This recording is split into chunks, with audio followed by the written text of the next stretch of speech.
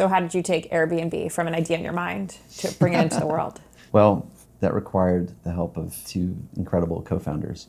Brian has this incredible ability to motivate people and get them excited and acting on ideas. There was always this kind of spirit between him and I that if we were in the same room, I always thought we could think of a big idea together. And that left a deep impression on me. Both of us at this point were unemployed, aspiring founders for something. Yeah. We didn't know what it was going to be. I was looking at a website for a design conference that we were going to go attend. It said in big red letters, hotels sold out. I used to host people on this airbed in college. I pull it out, I blew it up, those airbeds. Yeah. I put it on the floor, realized, wait, we've got room for like 1 or 2 more airbeds. And so emailed Brian and said, what do you think about renting out airbeds to other designers like us coming to the conference? That night I was laying in bed and I was like, what are we going to call this? They're sleeping on airbeds. Maybe it's an airbed and breakfast.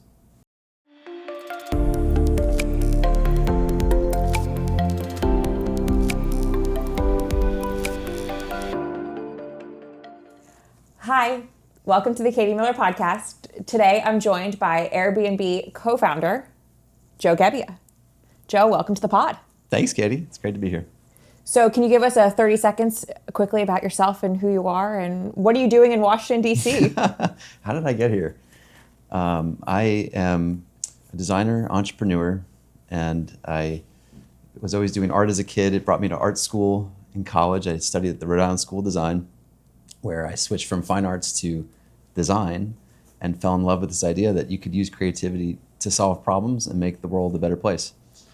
And I was largely inspired by Charles and Ray Eames, who were two of the most prolific designers of the mid-20th century. And I really saw for the first time, like, wow, like you can actually use design to reach people at scale, like through industrial design, this idea of, designing for manufacturability so that you can make the objects in our lives at scale to reach a lot of people. I also learned along the way industrial design, the definition.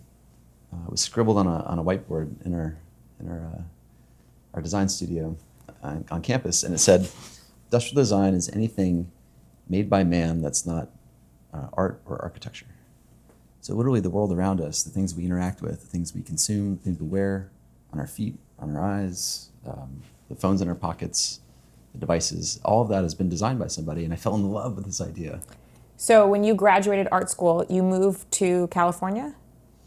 Yeah, so when I was in high school, it was during the first .com, and I started to learn HTML, and I started to publish websites, and was enthralled by this idea that, in my little tiny town of Lawrenceville, Georgia, I could, at my dad's computer, code a website, hit publish, and suddenly anybody with internet access could see it. So you taught yourself to code? Yes, like anybody in the world could see something that I just created and designed. What's the first website you built? Oh goodness, I said hello world like everybody else. I'd make websites for friends, and like people would start to come to me as a teenager and say, "Hey, I need a website on this internet thing. Can you please help me out?" Did you monetize it? I think I was just excited to make things, so probably not. I did monetize a lot of other things, though. That wasn't the original side hustle? I had plenty of other side hustles as a kid. So it was exciting. And I remember thinking during that time, this is like late 90s, every day after school, I'd come home to my new Mac computer that my parents had got me. It was a G4. It was like the best Mac at the time. And I'd get on to read about all the companies that had started or launched in Silicon Valley that day. It was literally a daily event. There was some new business, some new company that was getting off the ground, and it was just so exciting. I remember thinking, one day, I want to go there. I want to be in the Silicon Valley place. I had no idea where it was on a map. I couldn't even tell you where it was. I knew it was in California somewhere. But there was just such excitement, and I kind of knew as a young person, my parents worked for themselves, and I kind of thought one day I want to work for myself as well. And all roads for entrepreneurship and the internet seemed to lead to Silicon Valley. So when I graduated, I packed my life into my Jeep Cherokee, drove cross country, had this amazing road trip, and arrived in San Francisco. And so at what point did you meet your co-founders and decide to have a crazy idea to build a company that I think a lot of people at the time thought would not be successful and certainly not succeed? I met my first co-founder, Brian, at Rhode Island School of Design. He was also studying industrial design. And when we were on campus, it turns out that him and I we earned these, the nicknames of being the two entrepreneurs on campus. So how did you take Airbnb from an idea in your mind to bring it into the world? Well, that required the help of two incredible co-founders. And Brian, as I mentioned, was a classmate at RISD. And there was always this kind of spirit between him and I that if we were in the same room, I always thought we could think of a big idea together. And that left a deep impression on me.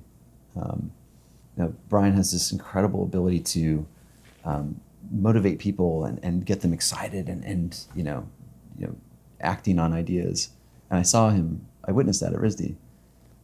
He'd have people volunteering on projects when people were pretty busy, but they were actually giving him their time for his idea, which I was very impressed. And so when I got to San Francisco, this is now 2006, the internet is coming back. YouTube just got acquired by Google for $1.2 billion. It was like one of the biggest acquisitions post.com burst. And so there were starting to be these launch parties every week in San Francisco. There was like this sort of influx of young people coming to now participate in this next version of the internet, Web 2.0, as they called it. And so I started to realize, oh my gosh, Brian needs to be here. And so I started calling him, and he had moved to Los Angeles and had a life down there. And I just remember saying, Brian, I don't know what you're doing down there, but the action is up here. This is where, the world is congregating to build the next generation of the internet. And, it took him a little while, but eventually, I think one of the greatest decisions that he ever made was to leave his life behind in LA. Would he say that? Possibly. I mean, he's a wildly successful CEO now. Are you two still good friends? Oh yeah. I mean, he's like a brother to me. So he would say the same. Sometimes, in big success stories, right? You see at the end of a arduous journey together, yes, that people don't stay as close as they were when they started. We'll get to that. Okay. I jumped ahead. So he moves up to San Francisco, packs his life in his Honda Civic, shows up one night, and I remember he comes into the apartment that I had rented. And I'm carrying his stuff up the stairs, and there's this deep excitement that wow, we're reunited after being a year or two apart from campus, and it's just green field ahead of us.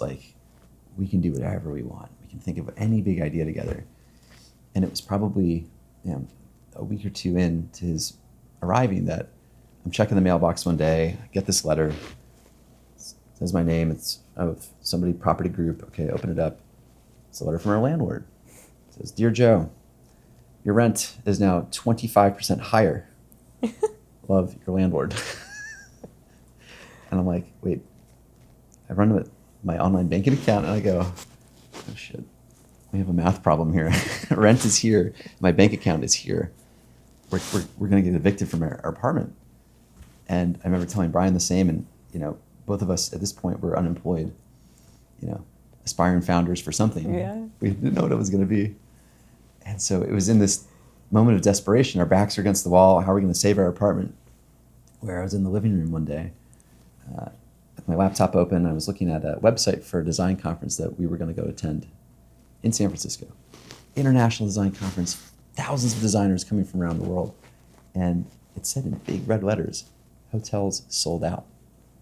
I remember thinking, where are people gonna stay last minute? Yeah. And I look up into the vastness of our tiny living room and think, I used to host people on this airbed in college. I brought the airbed with me when I moved out here. I pull it out, I blew it up, those aerobeds. Yeah. I put it on the floor and realized, wait, we've got room for one or two more aero beds.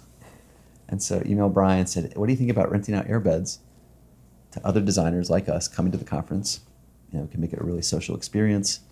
We'll pick them up from the airport, give them breakfast in the morning, a subway pass.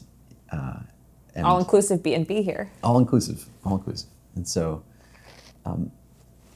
he loved the idea. And that night I was laying in bed and I was like, what are we going to call this? It's like a designer bed and breakfast. We're sleeping on air beds. Maybe it's an air bed and breakfast. So we make I never knew that. That's actually fascinating. So we make airbedandbreakfast.com, an 18-character URL. I don't recommend that for aspiring entrepreneurs. A short URL. And, in a couple of days, we put together a 5 or 6 page website. Pictures of us, pictures of the airbed. Come stay with your new best friends. Basically. And so we charged way less than the hotels that had, dramatically jacked up the rates 3 or 4x. We were $80 a night, all inclusive. And, we put it out there. Do you remember the first people who stayed with you? Of course. Because when you do something like this, at one point I was like, who's going to come? Yeah. Like, Did you run them through a background search? We definitely didn't have those capabilities at the time. And so, we put the website out, and we had our next challenge, which was awareness. Okay, we have this brand new website, but nobody knows to go to it. Yeah. So we emailed the conference, who blasted out to all 5,000 attendees. Oh, wow. Because they need some options. All the design blogs picked up on our website, and we had these headlines like, going to the IDSA a conference in San Francisco, networking your jams with Joe and Brian. So it was like, it got, in the design world, it got out there, and we were flooded with people sending us their resumes, their design portfolios, their LinkedIn, trying to convince us why they should be one of the lucky 3 guests in your house. In our house. And so we picked 3 guests, Kat, Amol, and Michael. Okay, so you do remember them? Yeah. Still friends to this day. It's incredible. Yeah. They came as strangers and left as friends. And we got to really show them San Francisco through our eyes. Like our favorite burrito spot in the Mission, the farmer's market on the weekends. We went to friends' house parties together. They got a really local lens. And that was one of the things they told us. It's like, wow, I just had never seen San Francisco in such a, from such an insider point of view. And on our end, the value we got was we made $1,000 and saved our apartment. And thus, the gears began to turn. Could there be other people like us that would either love to help make ends meet financially or travel and see destinations through the eyes of a local? And it was kind of like, But then we didn't work on it because we thought, well, that was just a 1-weekend experiment.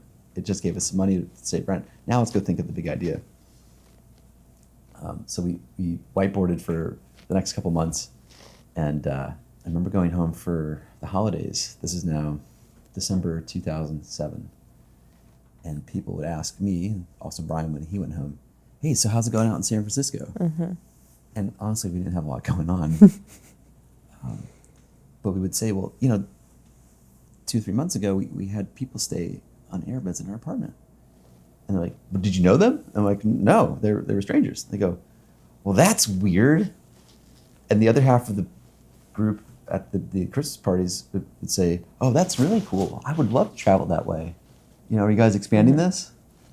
And it was so distinctively polarizing. Half people loved it, half the people were just like... The original focus group. The original focus group. And it was triangulated because Brian had the exact same experience with his holiday gatherings. So we came back in January and we were like, I had this, maybe this is the thing. Maybe we just figure out how to do airbeds for conferences. Wouldn't that be a big idea? So we enrolled our 3rd co-founder, Nate Busharzik, who was my roommate at the same If you went back in time and said, in I think it was 2023, you could rent out the Barbie dream house in Malibu on Airbnb, would you believe that? No. It wasn't even called Airbnb at this point. So Nate, who's a technical genius, computer science at Harvard, he was my roommate in the same apartment before Brian moved in. he loved the idea of bringing people, using the internet to get people together in the real world. And he says, guys, I'm on board. So we put the next version out for South by Southwest in Austin, Texas, where the hotels sell out every year. People have the same problem. And so we thought this is the perfect place to relaunch our company, Air Bed and Breakfast. This is where Foursquare launched. This is where Twitter launched. Like, this is the rocket ship to the moon. The launch pad is at South by Southwest. So we get the next version of the site done, and we have a whopping 2 hosts sign up. And we have a whopping 2 guests book those hosts. One of them was Brian. So you could call this a complete flop. That would be a generous term. We came out of it, and we got no press. There was nothing, no signs of life to this idea. And we thought, shoot, well, Nate sort of thinks, well, maybe this isn't the right idea. He's got family life back in Boston. He moves from San Francisco back to Boston. Brian and I are sort of spinning our thumbs, thinking like, I think there's something here. It was so magical to host people in our apartment. We just have to keep pushing. So we decided we're going to relaunch again. And we saw the political conventions coming up in 2008, RNC and the DNC. And we saw that as an opportunity to relaunch the product. But this time, different. This is going to be bigger than Airbeds for conferences. This is going to be a travel site where you could go anywhere at any time.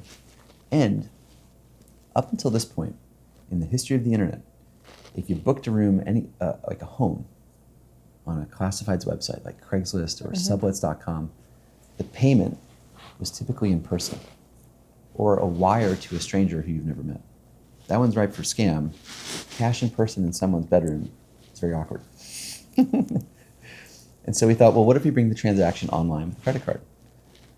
And that's what we relaunched for the political conventions in 2008. And it worked somewhat. We had like 200, 300 people book reservations. And for one weekend, it was essentially like, I remember thinking, I called my mom, Mom, we did it. I launched a company. It's working. It's like my phone's ringing with like customer service calls. I'm like, oh my God, this is crazy. Like people are actually using our site.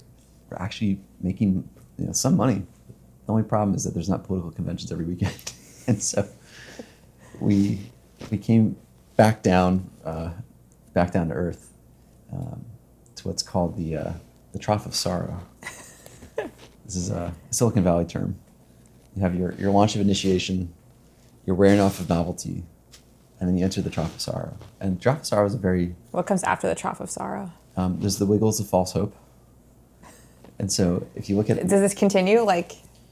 Yes. Is there funny names for all of this? Yes, this keeps going. Okay. But so if you look at the site traffic of a startup, almost everyone inevitably falls into this pattern. You have some big launch, you get some press, people go check it out, you don't quite have product market fit. And so the wearing off of novelty happens, and then you move on to the next thing. And then you enter the trough of sorrow, which is a complete flat line of traffic, meaning no new people are coming to your website. And every so often you get a little bump, and you're like, oh, we made it. Then it goes back down. And the bump. These are the wiggles of false hope. Oh, okay. Yes. And then there's the crash of ineptitude, which is when your servers go down. And then there's other stages beyond that. And so we were deep in the trough of sorrow. And is this when you were selling cereal? This is when we were up late at night. I think it was 2 a.m. Brian and I are commiserating, just trying to keep our spirits high, thinking, this isn't working. We believe in this. If enough people can just see this the same way that we did. And it's around this time when McCain and Obama were like the hottest topic of the nation. We thought, we're called Air Bed and Breakfast. What if we gave like a breakfast thing to our hosts to give their guests?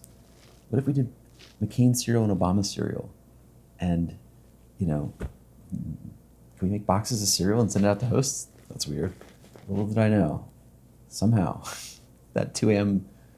kitchen conversation would turn into figuring out actually how to make breakfast cereal. How do you make breakfast cereal, Katie? Well, I actually can make Cookie Crisp with some flour. You cook it in the oven. It comes out. Like, okay. You know what you're doing in the kitchen. We're two like bachelors in our 20s. Like, we don't know how to do that. I can make artisanal cereal. I don't think I could make mass-produced cereal. So what I did, I think the most logical next step is I called General Mills and Kellogg and said, hey, I'm so-and-so from Air Bed and Breakfast, and we have this idea for politically themed breakfast cereal, thinking that like they would actually like do it or like consider it. I didn't even finish the pitch until I heard a dial tone. I go, hello? And they all hung up on me, basically. Like, what a joke. So then I was like, well, I'll call the regional Bay Area cereal producers. And they at least listened to the pitch, but then they hung up. So then it's like back to square one. How do you make breakfast cereal? The backdrop to this, by the way, is that like the site has not been working. Investors have not invested. We're sinking deeper and deeper into debt on credit cards. So who's told you no that you are now friends with? And do you remember the first people who told you no? Do you hold a grudge? I don't hold a grudge, maybe except for the very, very first investor that we met with. We met him at a place called University Cafe in Palo Alto, which University Cafe was the quintessential epicenter of founders raising money. Meaning you go into this cafe. It was the networking cafe. It was the networking pitch cafe. Everyone has one of those in their town where like everyone goes to the same coffee shop where like really no one's there for the coffee. They're all there because it's like a nice place to have a conversation. Correct. And so unequivocally, you could scan across the cafe and there would be one or two founders with a hoodie on and somebody with a suit and tie on sitting across from them. Everywhere. And so we get there and we're waiting, they're late. You know, we got the demo all set up on my laptop. Brian's going to give the pitch, which, you know, Brian's an amazing pitchman. And then I'm going to do the demo.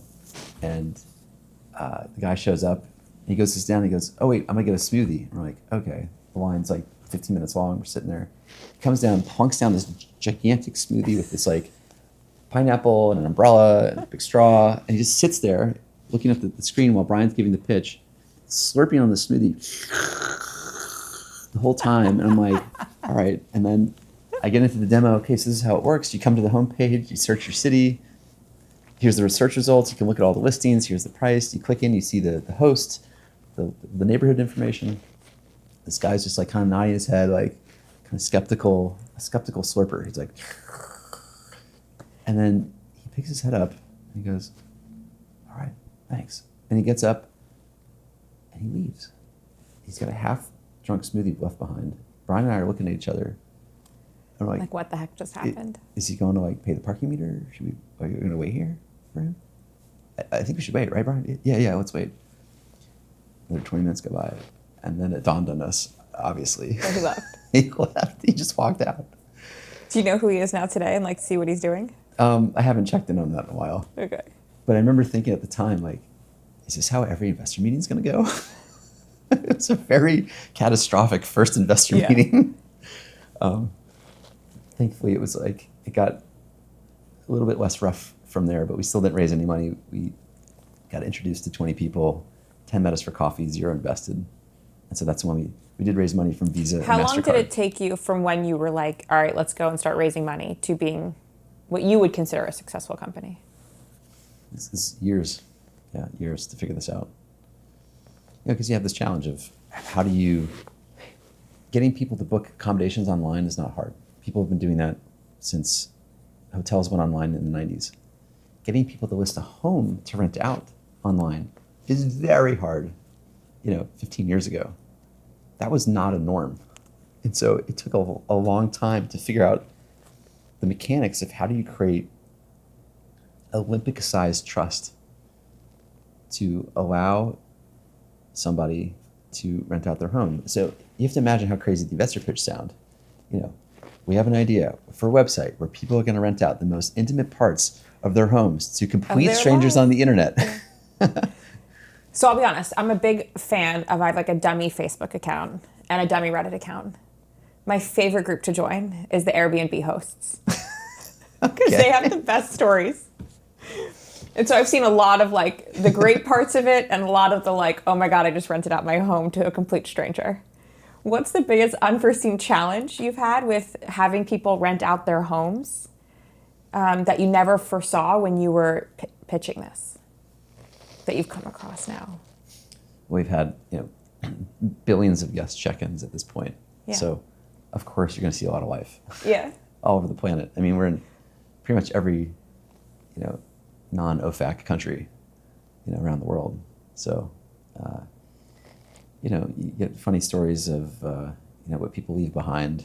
This actually a very heartwarming story of a guy who was a soldier on the Berlin Wall in the 1960s, early 1960s. And he was on the west side of Germany, and he would patrol the wall. And, there'd be some guard on the other side, and they'd kind of look at each other every night. And he ended up leaving Germany because of the atrocities that he saw. He was just so heartbroken. And he never wanted to go back. So fast forward, years later, his daughter convinces him to go back to Germany, first time in like 40-something years. And they get to the listing. The host welcomes them. It's an older fellow. They're walking through the apartment, and kind of asks, you're German, like, when were you here? And he's like, oh, I used to be on the border wall as a patrolman. Oh yeah, me too. Which side? Oh, I was on the west. Oh, yeah, I was on the east. They figure out that they were the two guys looking at each other 40-something years earlier as adversaries on the opposite side of the Berlin Wall. And here they are now. Now they're sitting on the couch. They're in tears because for the guest, this is like a reconciliation visit for him to like make amends with his past and of all the people In all the world. in all the world Brought together. Yeah. Which is your original vision. Yeah, I mean, like doesn't happen every day, obviously, but that's Airbnb at its finest are those kind of connective moments where people have to realize something about themselves or about the place they're visiting that they otherwise couldn't have gotten in a hotel. What's your favorite Airbnb you've stayed in? Ooh, I've stayed in so many. God, that's like, who's your favorite child? I don't know. It's like there's so many good ones. We only have one, so it's like not hard to pick your favorite. I would say that I stayed with a Buddhist monk in Japan one New Year's Eve. So you just like book it through the listing? Yeah. So I booked this listing in southern Japan with a Buddhist monk who rents a tatami mat on his Buddhist temple, inside his Buddhist temple, it was $40 a night. And this guy's name was Husan. He had his 90-year-old mother living at the temple with him. And it was the most phenomenal experience I've ever had. I'd wake up at 5 a.m., you'd meditate with him in the temple. He does his chants, and he's lighting the incense and beating the drum, and he'd cook meals, had really traditional Japanese meals. And then he would take me to the things that he did as a monk. And so I would go into the village with him. It was a very remote village, by the way. Like hundreds of people, like very small. And you're like, this is what I would do for New Year's Eve? This is like my kind of New Year's Eve trip, yeah. And so it was like a 5-day trip. And we go into people's homes, and like he does some ceremony to honor a deceased relative with their shrine in their home. And I'm there, and I'm like, am I supposed to be here right now? It was like he would give me access to these things. We went to an onsen together, which is my first experience at a Japanese bathhouse. And so I'm watching him in the locker room. He takes his shirt off, I take my shirt off, takes his pants off, take my pants off. He strips down, I strip down. I'm like, all right, I'm all in here. And so we walk into the kind of bathhouse area. We get into one of the plunges, and it's pure silence. I'm the only Westerner, probably for many miles, and all you can hear is the drip from like the faucet into this big pool. It's steamy, it's hot, and he breaks the silence and he goes, "Josan, what is your soul's vitamin?" The kind of thing only a monk would ask you. Yeah. What's your soul's vitamin? Yeah. It's a great question. What's the answer? Well, it took me a while to figure it out.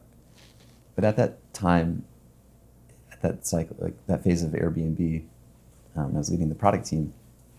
My soul's vitamin was, how do I help my team do the best work of their life? Like what would it look like if that year people would come back to me and say, Joe, like, as an engineer, software engineer, as a designer, as a PM or researcher, actually did the best work of my career.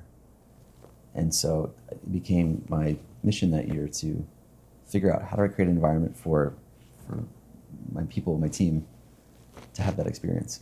So I have 2 follow-ups for you. Okay. What's your Airbnb pick? A treehouse, a yurt, or a glass dome? Treehouse all the way. Come on, who doesn't want to feel like a kid again? You don't be like a yurt though, like looking under the stars? Like that would be cool too. Maybe, I think I like what I call budget time machines. Things that like quickly bring you back to feeling like a kid. For me, that's like a swing set. So if you could turn one national landmark into an Airbnb, which one are you picking? Lincoln bedroom. Without a doubt. So which brings us to, what are we doing here in Washington, D.C.? And how did the guy who sold Obama O's get himself into the Trump White House? At what point did you know in the last election that you were like, I want to help President Trump? Was it Bobby Kennedy and your love for Maha? Mm-hmm. Like, what was it? Was it that Silicon Valley all getting behind President Trump this election? Was there one moment? What was it? I think there were a lot of moments. As a young Democrat, in college, I think I first voted for Al Gore back in the day. The first time I could actually vote. Can't believe you admit to that. Well, I mean, I was 18 in art school in Providence. That's not a particularly conservative place. Yeah. Anyway, so I've been on my journey. Everyone's been on the journey, and I think through, certainly Bobby Kennedy and supporting him and being so grateful for the work that he's doing, to be somebody who just cares so much about the health of our nation, and has no ties to industry, and is really just able to bust through walls and sort of like right size the ship, I'd say. I grew up in an alternative medicine, health, food household. Credit to my mom for the original Maha mom. The original Maha mom, yes. She was in the early 80s beating the drum, and so I grew up in a very weird household. Like we were vegetarian, macrobiotic, in fact, which is like even more like weird version of vegetarian. Explain that for a second. Macrobiotic? Yeah. It's like a Japanese version of vegetarianism. Okay. So it's like very specific in the way that you cook things and a lot of legumes. I would say like explain it for the viewers, but also explain it for myself. Yeah. Take like the fringe of being a vegetarian, and like that's that. So it'd be like weird growing up in the South, going to my friends' houses for like hot dogs and hamburgers, and like I can't eat it. And everyone's like, why can't you have a hot dog? Did your mom like do the 80-20 rule, or you were like going to kids' parties not eating the Domino's pizza? I didn't have the Domino's pizza, especially if it had pepperoni on it. So anyway, so like she instilled this idea that like, just very simple ideas that like, your health is based on the quality of your cells, and the health of your cells is based on the food that you put in your body. So if you're putting bad things in, then you can lead to bad cells, and enough bad cells leads to disease. And she kept me off antibiotics, for forever. I was probably like 18 until I had antibiotics. Are you vaccinated? With the basics, she did an amazing job educating us and just helping us understand like the quality of food that you put in terms of, I think, the quality of your health. And so, fast forward to Bobby Kennedy, and it's like he's, saying that at a national stage, of why don't we correct our health and move from what I believe of what he calls sick care, which is what the world we live in today, into what we should call health care, which is about the preventative stuff, about living a healthy lifestyle, about exercising, about eating, the right foods. And so, huge supporter of him, and just been so excited to see his ascendance into the. But going from Bobby Kennedy to President Trump is a bit of a jump. Yes, of course. So other things that influence this. Early 2021, mid 2021, the activity at the border caught my attention, and I just remember thinking, what what's going on with this topic? It seems as if there's no border. And as it got worse that year, I felt like I needed to understand this problem more.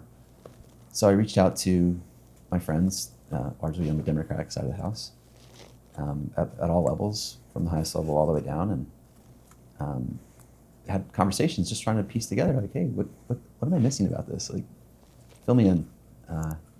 And I got some answers, but felt unfulfilled. And so, I've been lucky enough to call Josh Kushner, one of my close friends, for a long time. We met at an Allen conference many, many years ago, and we were the two youngest guys in the room. We're like, "Who are you? Let's hang out." And so, through him, I've gotten to know Jared, and so I get on the phone with Jared and say, "Hey, can you help me fill in the gaps for me? Like, what am I missing here? Is this normal? Like, it seems there's no enforcement of our own border. Like, Yep. Don't nations need borders to be a nation?" Kind of. And so he put me on this, I'd say this curriculum of just talking to experts in the field. And I remember like just being like, holy cow, this is crazy. Like, this is not right. Like, this is a real problem. And there's no reason why we shouldn't be enforcing the laws of our country and our border. And so I think as I started to pull on that thread, I sort of, began to look at other topics and eventually came to the point where I don't think I can support, a political party that wants to have an open border, that lets in, criminals and dangerous people in their country. That's not something I can get behind.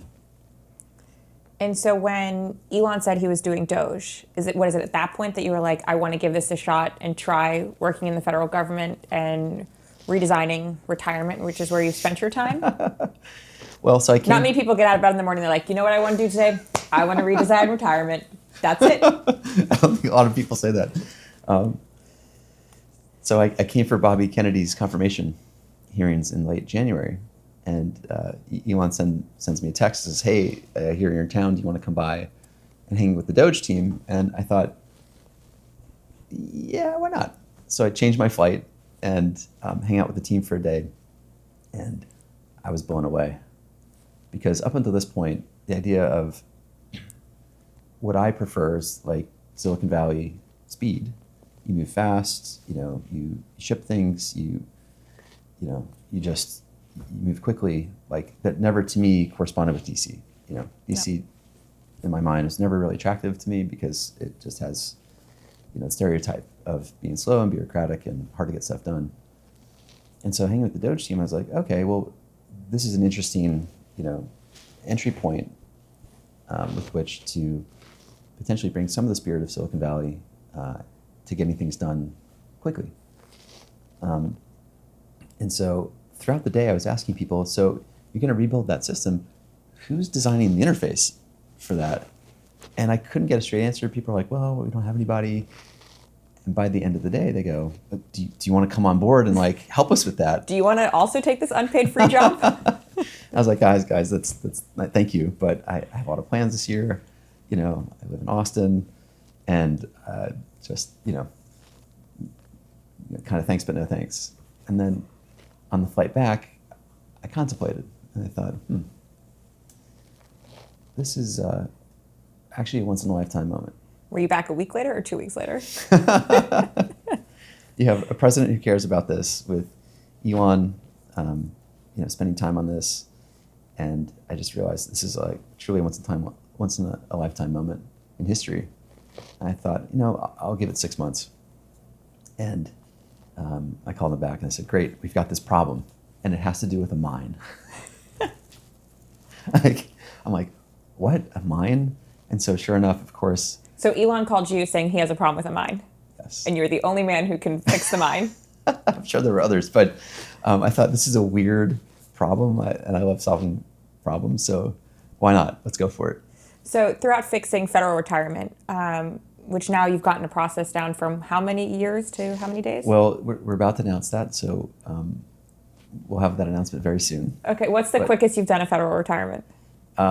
We've done it in days, which... What did it used to be? 6 months, up to 6 months. Okay. So when you talk to those middle managers and now you're able to help them do their job better, what do they say to you when you're like coming in from the outside? They don't know you. They've been doing this for years. What do they say to you? well, the federal government has been trying to solve retirement for federal employees for over 20 years. This goes back to the Bush administration in 2002, 2003, which is that retirement happens on paper. And so paper takes a long time to move around. It's ripe for errors.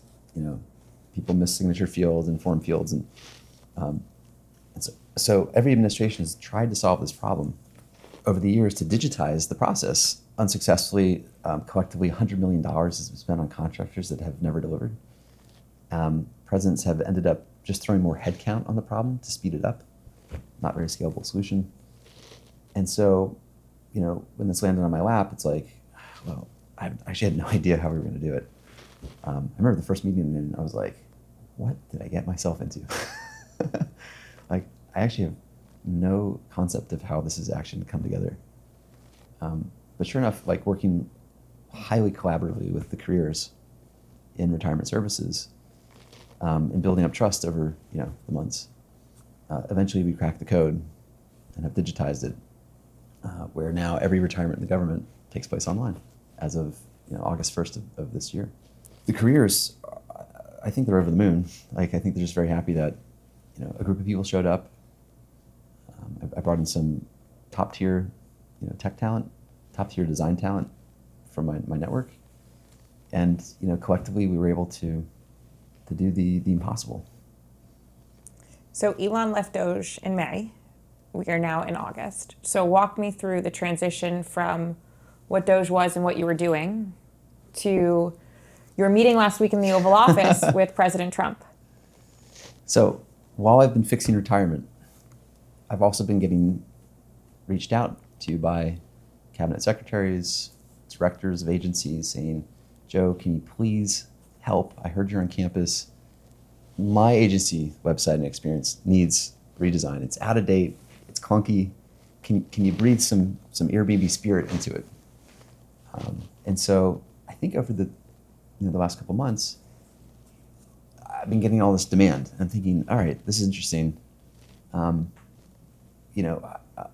inclined to say yes. Like I like these challenges, but I think this needs to be a bigger thing. This can't just be like doing one website at a time. Like, what if this was a much bigger idea? What if this was an idea around a national movement, a presidential movement, anointed by the president, to really upgrade the interface to society? There's no one who cares about design more than President Trump. I know, which is what's so interesting. Is like we have somebody who cares about presentation, cares about the way things look, because that matters. And so, the gears started to turn, and I started to think, well, maybe there's a bigger idea. And so I put together what has been called, the president's calling America by Design, which is this national initiative to beautify and improve the usability and the aesthetics of the websites and experiences of Americans. And Katie, if you think about it, as we continue to be more online as a society, the front door to the US government, it's not a building. It's a website or an app. It's a browser or a phone. That's how people are experiencing our government. It's not walking into the lobby of a building somewhere. Sure, that happens, but that's not the majority of how people consume or interact with their government. And so why wouldn't we treat our websites the same way we would with the care of a nice lobby, with beautiful lighting, polished floors? What was your example about graffiti that you gave the president? Oh yeah, it's like, the big push with him and Stephen Miller 2 weekends ago to clear graffiti out of DC, to beautify DC. It's kind of like when an American goes to a .gov website and the usability is below average, the aesthetics are below average. To me, that's like graffiti on the public. And so America by Design is going to clean up the digital graffiti. So the president signed an executive order designating a chief design officer of the United States, and our first chief design officer is you. What does that mean to you to be the first chief design officer where the position didn't even exist? Would you call this like the third startup? Maybe. I'm an honored. It's a real privilege. I'm going to do my best to make government websites as usable as they are beautiful, and really upgrade our nation to the level of excellence that I feel like the United States deserves. So you said that you always knew DC was slow and bureaucratic, and that's why you don't want to come here. Obviously it is, right? We're not going to dispute that it's not. But what's been the other most surprising part of like now being in the DC ecosystem compared to the Silicon Valley ecosystem? One thing that comes to mind is it's kind of like San Francisco in that it's somewhat of a monoculture. Like if you're in SF, it's for tech. If you're in DC, it's for politics. And so everyone can commiserate with each other on similar topics. When you're working at Airbnb, it's about your shareholder value, right? Or delivering for profits. But when you're doing America by Design and say Doge and working for President Trump, it's about the public's perception of what you're doing. How are you more responsive or differently responsive to consumers, given that it's not a private company, but very much a public one? Well, I think with America by Design, it's thinking about what does it look to bring consumer grade experiences to the government with the American people as the consumer. Like the same way Airbnb thinks about, or any tech company that creates a consumer product. You have to constantly be updating. You have to constantly be iterating. You have to constantly be responsive to the customer. And so I'm excited because I think we have an opportunity to actually treat these digital experiences the same way you treat a consumer app. So what's your first website that you're redesigning? We're working on a couple already. Is it recreation.gov? We're working on a couple already. There's a lot of very excited cabinet members who are finally getting upgrades to some very outdated experiences. Did you know, in my research, there's over 7,000 .gov websites. Wow. Over 26,000 portals. How many should be shut down? That's not for me to determine right now, but the top 9 websites in the government, from the IRS all the way down, have every single month 157 million Americans going to them. Think about that. Imagine 157 million Americans walking into a building. You would make sure that building is spotless. You would make sure that building is well attended. It's got, has all the details figured out. Because that is the impression that you're leaving on America, on Americans. I think this is a historic time in our nation, from a chance to upgrade. And the other thing I learned throughout all this is this happened once before under a different administration. President Nixon, in the early 1970s, created a federal beautification project, also a national initiative, to upgrade the government to the design standards of that era. So obviously this is pre-internet. So they hired the best graphic designers of the time. Then they came through Washington. Charles Eames, one of my heroes, was a part of this and actually contributed. And I think that goes to show that when there's a presidential national initiative to do this kind of work, it does attract the best and brightest of our time. It's no secret that President Trump is a polarizing figure. What has it been like for you in your personal life going from Silicon Valley, which is predominantly Democrat, to moving into a very public role in President Trump's administration? I mean, I can only speak for myself, which is, you lose friends, you lose, people who don't want to speak to you anymore just because of your political views. What's that experience been like for you? It was pretty unpleasant at first. If you go back to February when I got involved, there were a lot of people who were neutral, a lot of people who were positive, and then equal amount of people who were just hateful. And I remember thinking if it's a stranger on the internet calling you, something, it's not a big deal. But if it's somebody that you worked with for a long time, it hits different, right? It's like the fact that I was working on fixing retirement in the government, to help the 100,000 people who retire every year have a better experience. The hate mail, text messages that I got was disheartening, to say the least. And then eventually, I guess that was my first experience with like it being so intense. And so it was just depressing for some period of time. And then eventually it transitioned to, I liken it to like a bee sting. It's like, that kind of hurt. But like a few hours later, it's gone. Do you still hang out with the same people in the same social circle, or has that changed because of your affiliations? By and large, I think it hasn't changed. The core group's the same. Certainly on the fringes, maybe that's changed a little bit. So your success. We're going to get into the fun section now. It would not be the Katie Miller podcast without taking a little bit of a left turn or a right turn, whichever you want to call. You're in an elite club of about 2,800 billionaires worldwide. How many are there? 2,800. 2,800. Okay. Yeah. That's what the internet says. How has money changed you? I hate this question. Yeah. And you're going to answer it? I don't know. It's allowed me to give a lot of money away, which is like a joy. One thing I've been able to do is, because of my timeline in life changed as a result of discovering the work of Charles and Ray Eames, as I mentioned in college. I started the Eames Institute of Infinite Curiosity. And so this is a nonprofit to steward the legacy of Charles and Ray into the future. What's been the most rewarding thing you've given money to? The first time I fully funded a scholarship at RISD. The minute I had money to do that, I was like, that was first thing I did. Let me back up. First thing I did is paid off my car loan. What was the car at the time? VW GTI. Okay. Second thing I did is, it was always a stretch. I felt like I put unnecessary pressure on my parents with sending me to a private design school and the burden that was for them. Always in the back of my mind, I was like, man, one day I can't wait to pay them back. And so I literally cut them a check and paid them back for college. And that was one of the most special moments in my life, where I just felt like, wow, like, thank you for trusting me, investing in me, whatever you want to think about it. It's like, What'd they do with the money?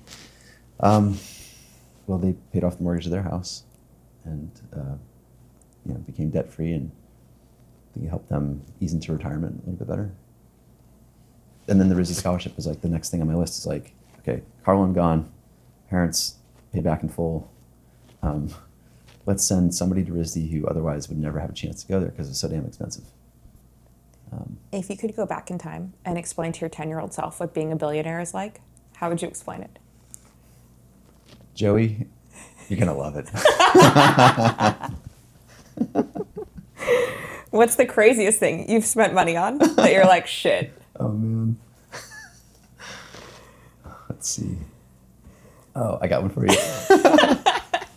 I think I'm still a generally frugal person. Like, when you grow up middle class and you come into money, I think, like, somebody told me once, more money just makes you more of who you are. Okay. And so my favorite movie growing up was Back to the Future, Michael J. Fox. And the scene where he pulls out the hoverboard and goes across the lake. Okay. Like, as a kid, I was not able to discern between reality and, special effects. For all I knew, the hoverboard was a real thing. Okay. And for whatever reason, somebody told me that you could get one at Disney World. And so I begged my parents to go to Disney World so we could get a hoverboard. And you can only imagine my face and my reaction when we show up in Orlando, Florida. And there's no hoverboard. Doesn't exist. I was crushed as a kid. That stuck with me. And so later in life, as an adult, with a little bit of some extra money, I tracked down and purchased the hoverboard that was used in the film Back to the Future. Where is it now? It's on the wall in my living room. That's so cool. Such an interesting flex. Billionaire romance novels are the big thing among the suburban moms. I'm sure you know this. I have no idea about this. No, you don't? Tell me. What is it? Oh, gosh. It's like the number one, I think, fiction out there that's being read on e-readers for women. And they're all about romance novels. A billionaire taking a girl on a date. So we're going to ask you, what's the date that a billionaire takes a girl on? I don't know. It probably involves a helicopter. That's my guess. Like, you got to go somewhere that's just. Have you ever planned an outrageous date? Probably. You really don't know this? Like, what's a crazy date? Like. Okay, no, we're gonna ask you again. You want to make up something like? No, never mind then. I guess this doesn't apply to you. But there, like, you really don't know that there's like a whole like genre of books?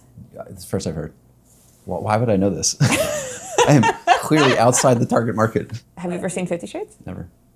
I think it came out when I was like building the company. And like, there's a whole like era of media that I'm not familiar with. Okay, fine. Fun fact, I didn't see Game of Thrones until like 2 years ago. Huh. Because it came out when we were building Airbnb. Yeah, so you just never watched it. No, I didn't watch anything. You've also met a lot of rich people. Which one are you most unimpressed by? Come on. I'm going to go onto the internet. Good try. Okay, fine. All right. We've played this game now twice on the show. Okay. Once with JD Vance, where you could only answer that of a fellow cabinet member, and with Senator Katie Britt, and she could only answer that of a fellow senator. You're going to only answer these questions with that of a fellow tech entrepreneur in Silicon Valley. I mean, I guess they're anywhere, right? Austin, too. Who would you let cook dinner for you and your family? Who would I let cook dinner? Given that you're Maha, I feel like this is a much harder question than for most people, because you are very specific. I want to give you something good, but it doesn't come to mind. Okay. Who would you trust to build a campfire without matches or a lighter? Josh Kushner. Who would you pick as a partner in an escape room? Brian Chesky. What's your daily routine like at home? It's kind of Maha inspired. When I get up, the first thing I try to do is stand on grass barefoot and look towards the sun. So maybe this is like Huberman inspired as well.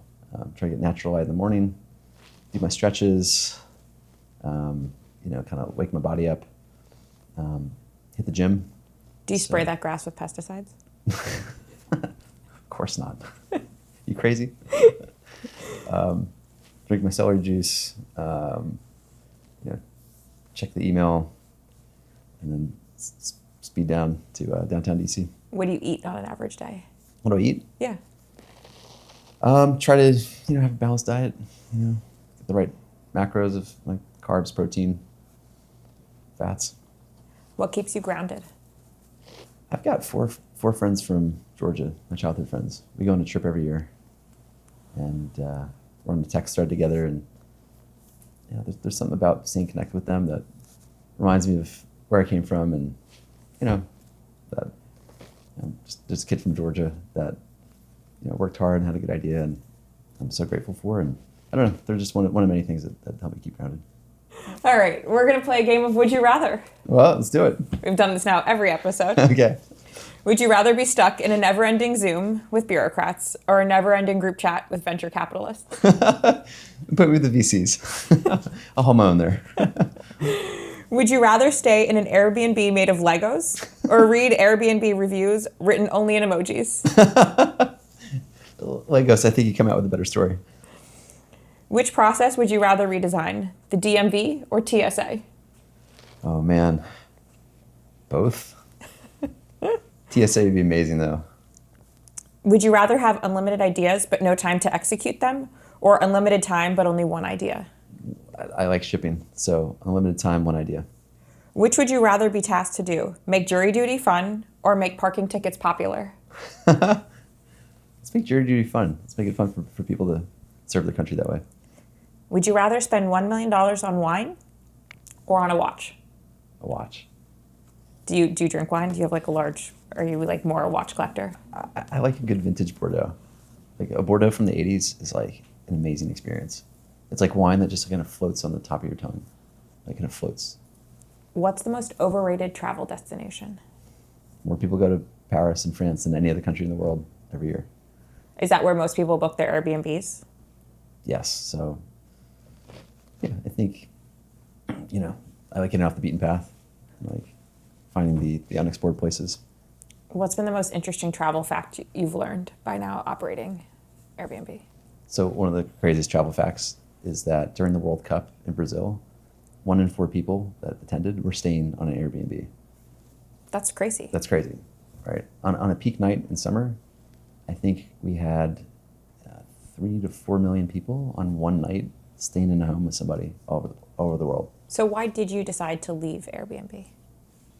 I decided to leave the day-to-day of Airbnb in 2022. It was been 14 years, and we got through COVID. We had our most successful quarter after going public earlier that year. I remember looking around the room and seeing this incredible executive team that was fine-tuned to help take the company into the next stage, and thinking, I love early stage ideas. I love being at the initiation of something, and we're in such a good place as a company. Maybe it's time for me to get back to the initiation, to that sort of germ of idea that you can breathe some life into and give it shape and color. I had conversations with my co-founders, of course, and staying very connected to them, serve on the board of directors, of course, attend the big product reviews that happen 2 or 3 times a year. So I think I'm still connected and contributing in ways that are valuable to the company, and hope to, as long as I'm still considered useful. But I think there's something very important about our story, which is the nature of my relationship with my co-founders is started with friendship, continued with friendship, and exists today in friendship. Do you think your monetary success has given you the ability to say, hey, I'm going to leave and just start something new, versus someone who is still hustling at their same idea? Well, sure. There's options that are created. And what's been the craziest idea or worst idea you've given to your co-founders that they have not used for Airbnb? I want to know what's gone in the delete file. Well, one that did go through, a very small one, was to be able to filter search results of listings by whether they have a piano or not. That one did go through, which I love playing piano, so that worked out well. We'll go back to, you've obviously been very successful, and people obviously pitch you on ideas probably all the time for money and venture and capital, all that stuff, right? What's been the worst idea you've been pitched? And on the flip side of it, what's the best company you've invested money into? Well, I just invested into a company that allows you to have an iPad and you can sketch an idea for a product, and it immediately renders it with like a photographic rendering, and then can turn it into production drawings in the same app to go have it made somewhere. Oh, that's cool. It's very cool, and it's kind of like the thing I always wish I had, like when I was a young entrepreneur coming up with product ideas. Do you have a hard time deciphering who comes to you because they actually want to be your friend versus who's coming to you because they just want to pitch you on an idea or gain access to your wealth or status? It's hard sometimes to know intentions, There's a lot of people asking for stuff, and it's just, you gotta get really good at what's really going on here. And so. All right. What's on your lock screen right now? My lock screen? Yeah. It's just a beautiful background. I don't know, it's like a beautiful picture. Landscapes? Yeah. What's the last book you read? Well, the actual last book I read was reading up on the history of design in the U.S. government. It's a page turner. For me, it is. What's your favorite song right now? There's this great electronic music song called Set Me Free. Who threw the last great party you attended? Jeff Bezos' wedding was absolutely amazing. Do you prefer text or call? I think calls just get to it, Are you an early bird or a night owl? I don't get a lot of sleep, so kind of both. What's the best invention of all time? I think Christianity should be considered up there as an idea that has endured thousands of years. Are you religious? I was when I grew up, and I do believe in God. What's more likely to inspire innovation? A long shower, a long run, or a long flight? Shower, for sure. There's a saying that if you've ever had an idea, you've taken a shower. How long's the longest shower? I don't want to get too, pruny, but, If you could host a dinner party with 3 people, dead or alive, who's sitting at the table and what are you eating? All right. I'd go with Steve Jobs, Roosevelt, Charles Eames, and I hope we're just enjoying some good pepperoni pizza. Is that because your mom never let you eat it? Yes. What's your favorite pizza? I mean, that's it. No, but like from where? Are you like ordering from a specific place? Are you making it yourself? Oh, there's a pizza place in Yountville, California, in Napa Valley, that makes the greatest pizza. Thank you, Joe, for doing this. Thanks, Katie. This was a lot of fun. So you asked me what we give out on our swag bags on the Katie Miller podcast. Well, we do it personalized. And so I wanted to give you this. I want you to open it. Okay.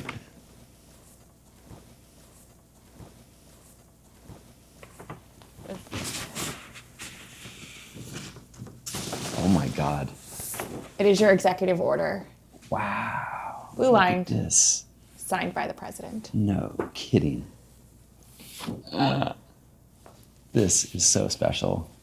Look at that. Improving our nation through better design. Talking about America by Design, the National Design Studio, and the Chief Design Officer. This is so cool. Wow. Thank you so much. You're welcome. All right, so what's next for Joe? We're recruiting. We're bringing in the best talent of our era.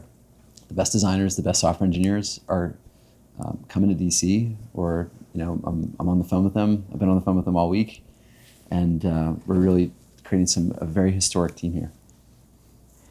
Thank you so much, Joe, for joining. And thank you all for watching the Katie Miller podcast. Please remember to like, subscribe, follow. We're on YouTube, Rumble, X, Spotify, and Apple. Thank you so much for watching, and we hope to see you every Monday at 6 p.m.